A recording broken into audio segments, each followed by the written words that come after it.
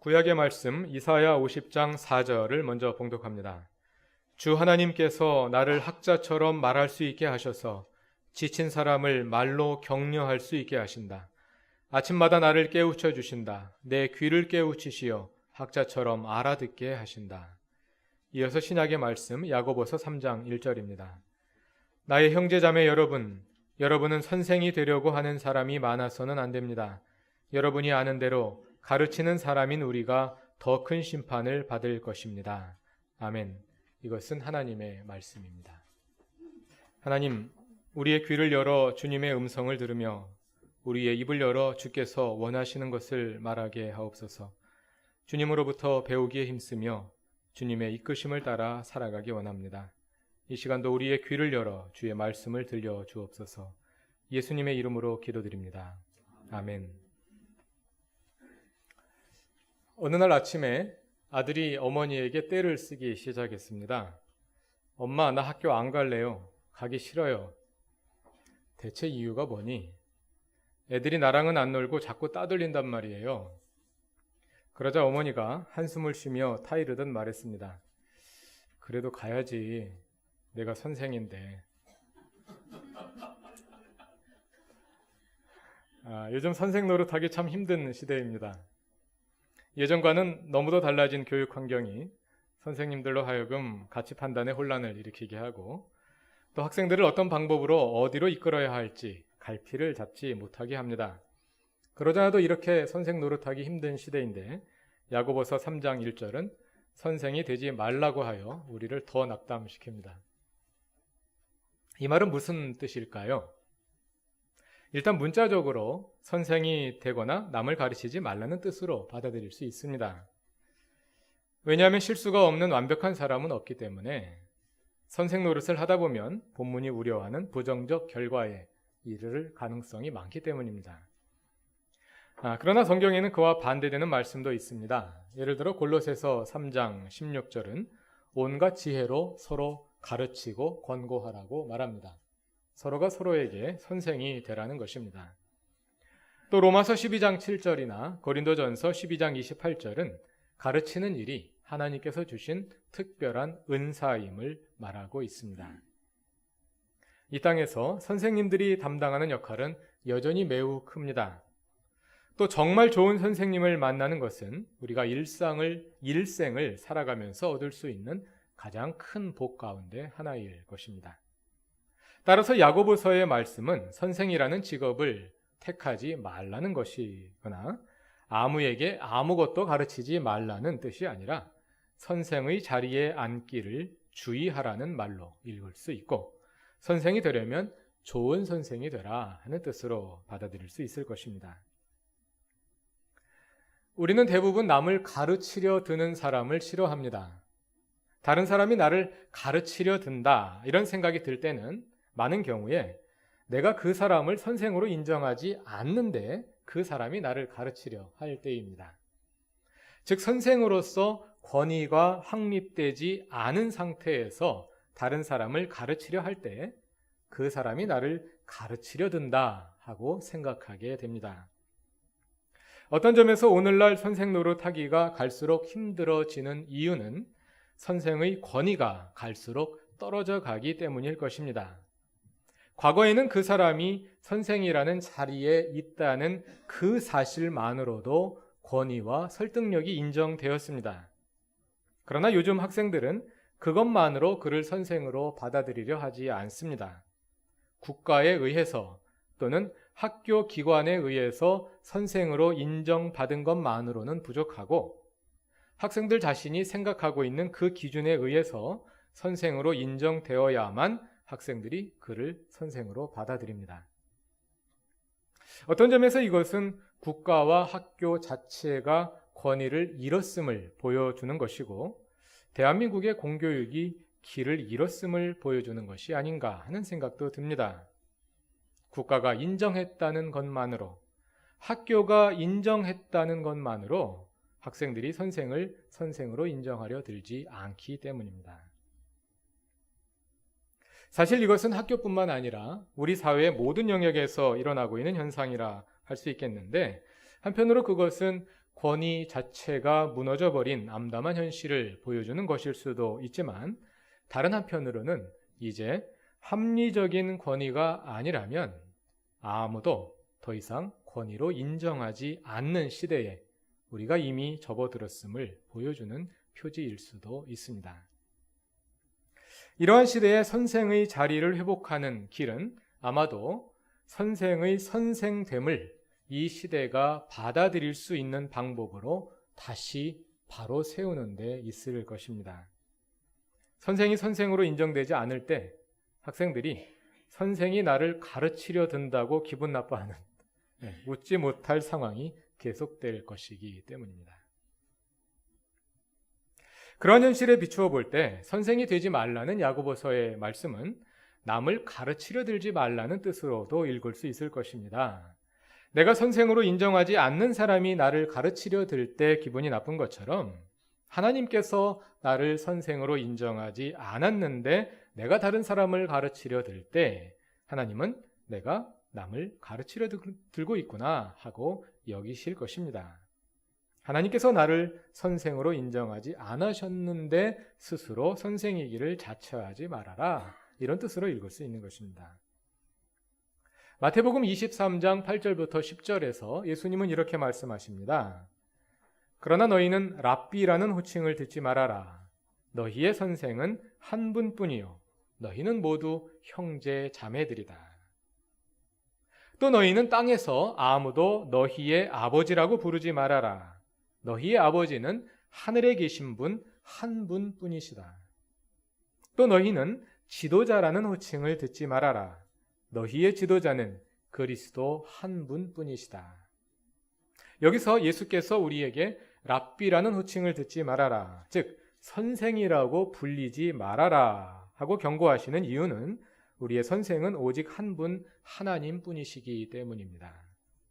내 스스로를 선생으로 여기지 말고 오직 한 분 선생님이신 하나님께 배우는 학생임을 기억하라는 것입니다. 내가 남보다 많이 안다고 생각하지 말라는 것입니다. 내 생각이 맞고 저 사람의 생각은 틀리다고 생각하지 말고 하나님께서 저 사람에게 주신 지혜로부터도 배우려고 하라는 것입니다. 마태복음 23장 말씀은 선생, 아버지, 지도자의 사례를 들어 말씀하시는데 이 모든 말씀은 섬김을 말하는 맥락에 들어 있습니다. 율법학자들과 바리새파 사람들은 높은 자리에 앉아 인사받기를 좋아하고 선생이라 불리기를 좋아하는데 너희는 그러지 말라는 것입니다. 그래서 방금 읽은 8절부터 10절에 이어 11절, 12절에서 예수님은 이렇게 말씀하십니다. 너희 가운데 으뜸 가는 사람은 너희를 섬기는 사람이 되어야 한다. 자기를 높이는 사람은 낮아지고 자기를 낮추는 사람은 높아질 것이다. 이 말씀을 선생의 역할과 관련하여 보자면 가르치는 것은 섬김이다 하는 뜻으로 읽을 수 있을 것입니다. 가르친다는 것은 나의 지식과 나의 기술을 가지고 학생들을 섬기는 일입니다. 그러므로 선생이라는 이름으로 나의 권위를 강요하거나 섬김을 받으려 하지 말고 내가 그들보다 많이 안다는 사실에서 나의 존재를 확인하려 하지 말고 학생들에게 서비스를 하는 마음으로 가르침에 임하라 하는 말씀입니다. 다시 야고보서 3장으로 돌아가 봅니다. 야고보서 3장 1절에서 선생이 되지 말라는 말씀에 관해 말씀은 말에 대해 우리의 언어 생활에 대해 권면하는 맥락에 있습니다. 선생은 무엇보다도 말을 하는 사람인데 그 말에 주의를 해야 한다는 것입니다. 2절은 말에 실수가 없는 사람은 온 몸을 다스릴 수 있는 사람이라고 합니다. 3절 이하를 계속해서 읽어보면 말은, 여기 나오는 말은 언어가 아니라 타고 다니는 말입니다. 말은 덩치가 꽤 크지만 입에 자갈을 물리면 그 큰 말을 통제할 수 있고 큰 배도 작은 키로 방향을 조정하듯이 혀도 작은 것이지만 엄청난 일을 할 수 있는데 주로 그 결과가 긍정적으로보다는 부정적으로 나타난다는 것입니다. 우리는 같은 혀로 하나님을 찬양할 수도 있고 같은 혀로 하나님의 형상대로 지으심을 받은 사람들을 저주할 수도 있습니다. 그런데 우리의 혀는 왠지 부정적인 방향으로 흐르는 경향이 있습니다. 그래서 6절은 말하기를 혀는 불이요, 불의의 세계입니다. 혀는 우리 몸의 지체이지만 온 몸을 더럽히며 인생의 수레바퀴에 불을 지르고 결국에는 혀도 게헨나의 지옥의 불에 타버립니다.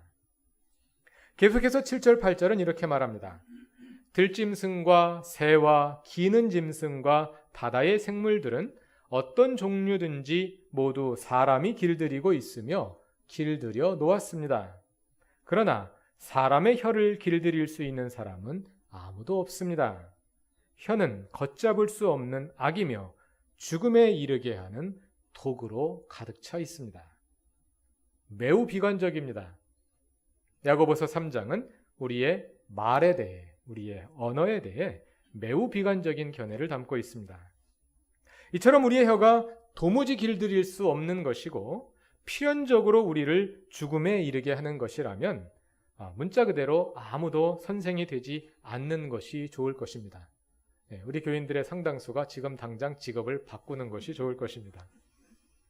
그만큼 야고보서는 말에 대해 강력한 메시지를 담고 있습니다.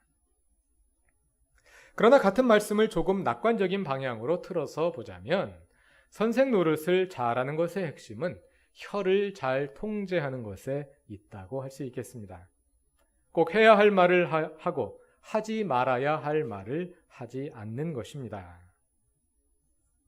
오늘 야고보서와 함께 읽은 이사야서 50장 4절 이하에도 비슷한 주제가 다루어지고 있습니다.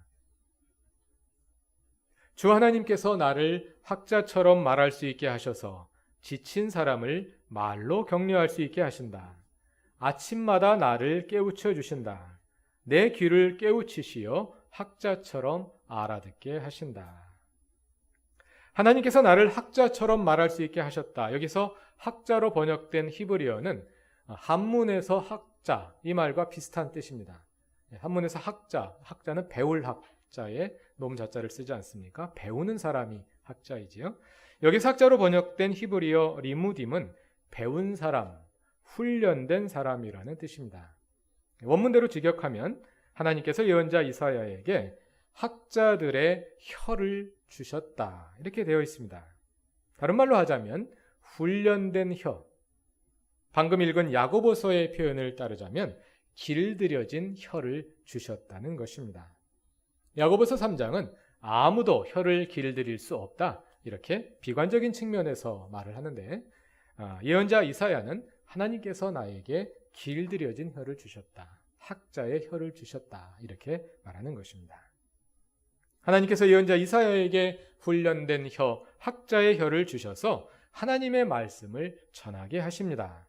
그런데 4절을 보면 그 학자의 역할이 우리가 기대하는 것과는 전혀 다른 모습으로 나타납니다.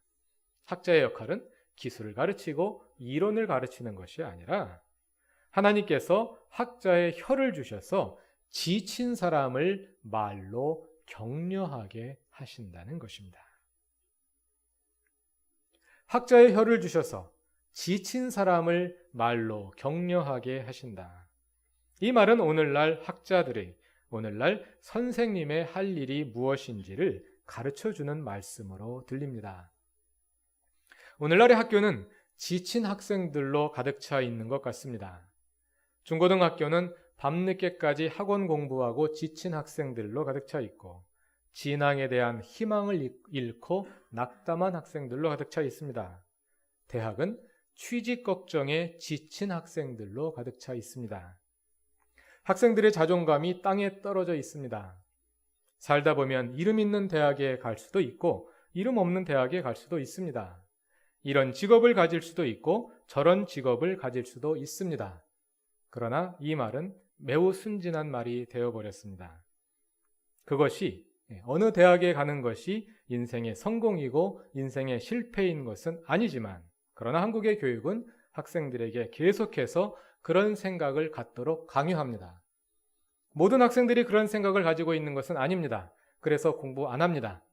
그래서 그들을 공부시키기 위해서 너희가 좋은 대학에 가지 못하면 인생의 실패자가 될 것이라고 생각하도록 강요합니다.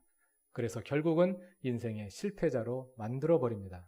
왜냐하면 그들 가운데 좋은 대학에 갈 수 있는 사람은 몇 사람 없기 때문입니다. 그런 점에서 한국의 교육은 실패자를 양산하는 교육인 것 같습니다. 그래서 대부분의 학생들은 대학에 입학하면서 이미 내적으로 실패자가 되어 있습니다. 이러한 한국 교육의 현실을 보면서 정말로 선생이 필요한 시대가 아닌가 하는 생각을 하게 됩니다. 예언자 이사야처럼 지친 영혼들을 격려하는 학자의 혀를 가진 선생님들이 필요한 시대가 아닌가 하는 것입니다. 학교에서 가르치는 선생님들뿐만 아니라 부모로서, 어른으로서, 형이자 누나로서, 언니자 오빠로서 학생들에게 진정한 선생의 역할을 해줄 사람들이 필요합니다. 그래서 이 말씀은 학자들에게, 선생님들에게만 주는 말씀이 아니라 우리 모두에게 주시는 말씀인 것입니다.